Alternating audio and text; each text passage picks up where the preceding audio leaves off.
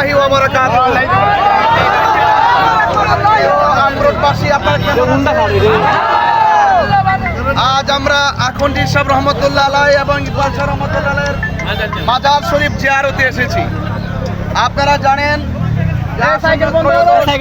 সংসদ নির্বাচনের কার্যক্রম অলরেডি বাংলাদেশে চলছে।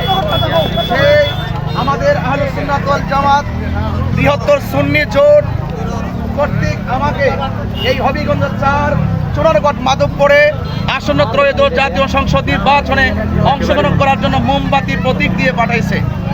তো সুতরাং আমি আপনাদের মাঝে এসেছি।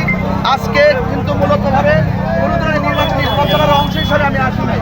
আমি শুধু আসছি আল্লাহর ওলির মাজার জিয়ারত করে আপনাদের কাছ থেকে দোয়া নেওয়ার জন্য।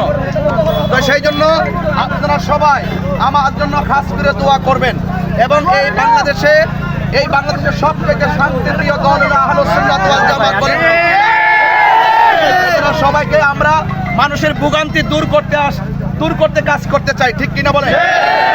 যানজট লাগাই আমরা ভোগান্তি সৃষ্টি করতে চাই না এবং মানুষের জননিরাপত্তায় কাজ করতে চাই, কথা বলে ঠিক কিনা?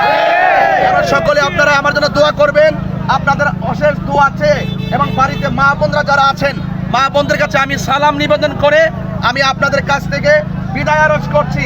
ইনশাআল্লাহ আহলুস সুন্নাত ওয়াল জামাত এবং এই রাষ্ট্রে রাজনীতির যে অস্থিরতা আছে, সেই অস্থিরতা এবং মানুষের যে জননিরাপত্তার যে অভাব রয়েছে, সেই নিরাপত্তার অভাবকে গুটিয়ে আমরা মানুষের নিরাপত্তা প্রদান করতে হবে এবং সকল মানুষের সুখে দুঃখে পাশে থাকতে হবে।